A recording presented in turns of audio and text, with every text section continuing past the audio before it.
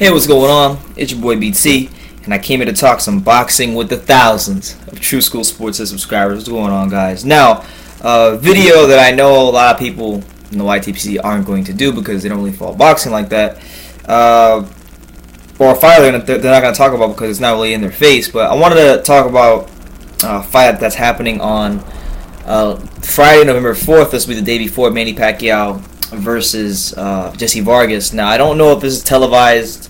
I'm not even sure what the main event is. So I have to go look. But reason I'm even making this video is it's about Jesse Hart. Hart. You guys may know Jesse Hart. He fights in the 168-pound division. He's 20-0 with 16 knockouts.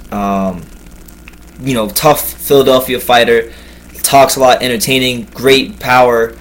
Has only fought one time this year. He fought Deshaun Johnson, tough, like, journeyman type of guy. Deshaun Johnson gave him the fight of his life. Deshaun Johnson put him down, actually. It almost knocked him out on the 12th round. He just survived and got up and beat the count. But it was a good fight. Obviously, there's a lot of things Jesse Hart has to work on. There's a lot of things he's got to really, really, really work on.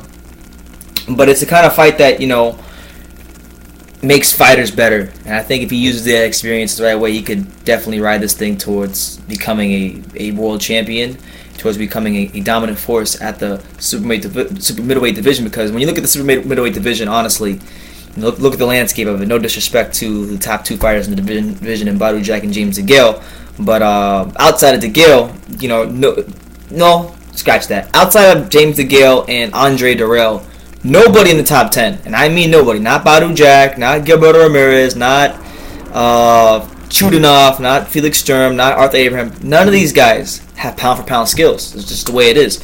None of these guys have pound-for-pound skills. James DeGale, to me, has pound-for-pound skills, but even him in his last fight against Rogelio Medina, he didn't look so good. So, honestly, I think, with Jesse Hart, obviously he's got to get the experience in.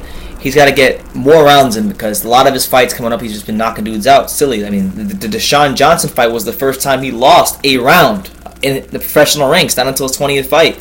So, with that being said, he's fighting on November 4th. And the opponent is to be announced. There's not an opponent yet, but I just want to get this out there because I feel like Jesse Hart will be the kind of fighter that at 168 could eventually become a world champion. Honestly, because fighting in his blood. If you guys don't know much about Jesse Hart, his dad was a fighter. His dad was a pretty prominent fighter. In fact, his dad was named one of the top 100 punchers by Ring Magazine, and his dad was can't remember his name right now. I'm gonna go on Box so I can look it up. But his dad was, I can't remember, but his dad was like one of the better fighters. Cyclone Hart, that's who it was. Cyclone Hart. He fought Marvin Hagler. And when you have those type of genes and you've been around boxing your whole life, you come from a city like Philadelphia, I just feel like he's built to beat a lot of guys at 168. He's bigger than most guys. He's kind of like one of those wiry, strong guys, real skinny, but has the lane so he can kind of use his lead hand as his to measure you, and then he's come over the top with his right hand. So, Jesse Hart, hopefully he has a better performance this time because the Deshaun Johnson fight, I watched that fight. I mean, I'm pretty sure, I don't know, but I'm pretty sure I'm the only person on the YTBC who made a video about that fight because I remember the fight was like you had to pay for it. It was like a 15-fight card. It was like $15. And it was a bunch of like local Philadelphia guys, like Jerome Conquest. I don't know if you guys know him, but he's from Philly.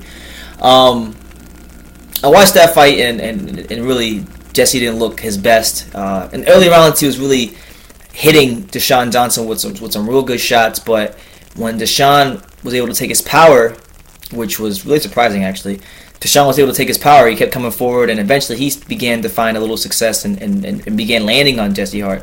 So defensively he's going to have to learn how to tighten up his defense. I think keeping his range will be the number one thing that will separate him. If he can get that part down, that's what will determine whether he will be a champion or just a guy who was a name in the division and had a little run of being relevant.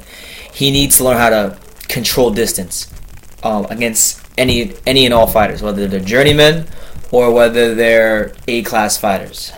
So we'll see what happens. But Jesse Hart fighting on November 4th.